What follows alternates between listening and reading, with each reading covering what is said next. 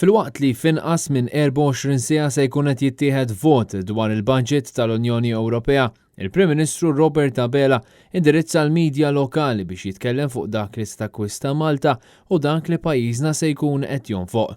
Il-budget Ewropej jinkludi għajnuna finanzjarja wara d-daqqa tal-COVID-19 kif ukoll pakkett finanzjarju għas-7 snin li ġejjin.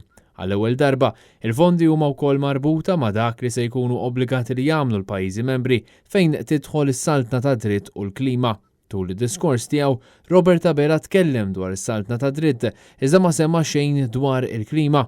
Meta l-ġurnalisti staqsew dwar dan, Abela ma tax dettalji dwar x'pjan għandu għal pajjiż. Fejn il-kriterji ta' klima saltna ta' dritt għandna kommessi nibqgħu naħdmu biex verament nagħmlu minn dan biex nieħdu issa fil-verità il-massimu minn dak li rnexxielna nakkwistaw.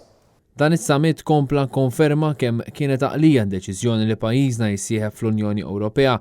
Malta issa se tkun qed tieħu 1.9 biljun euro għas-snin 2021-2027 u għajnuna ta' 327 miljun euro għal kontra l-effetti tal-pandemija. Minn dawn il-flus, meta wieħed inaqqas il-kontribuzzjoni li Malta se tagħti lill-Unjoni Ewropea, pajjiżna se jibqalu total ta' ftit aktar minn biljun euro bħala fondi.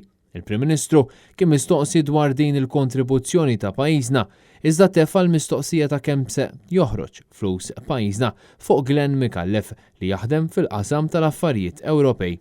Dak li huwa mbassar li se nikkontribwixxu. Dwar din id-domanda se jwieġeb ilaħqu s-somma ta' ftit aktar minn biljun euro. Madana kollu meta qed jitkellem fuq l-istess suġġett kemm toħroġ flus Malta ikkumparat ma' kemm iddaħħal, Robert Abela għamel din id-dikjarazzjoni. Ħanagħmel kumment Glenn, ħanagħmel statement, nixtieq nagħmel statement, nixtieq li sakemm nibqa' Prim Ministru ta' dan il-pajjiż, pajjiżna jsir kontributur aktar milli riċevitur. Tista' tidher lija anomalija, ma dik hija xewqa tiegħi. In-negozjati għadhom ma ntemmux u issa jmiss li fil-Parlament Ewropew jittieħed vot finali, votazzjoni li se ssir nhar il-ħamis li ġej. Intant waqt l-istess konferenza tal-aħbarijiet, il-Prim Ministru indika li l-persuna fil-kariga tal-Avukat Ġenerali jista' jinbidel fil-jiem li ġejjin. Konsidraw ukoll li jkun hemm bidla fil-kariga, fil-persuna li tokkupa l-kariga tal-Avukat Ġenerali. Nirringrazzjakom. Kien Kutajar, Net News.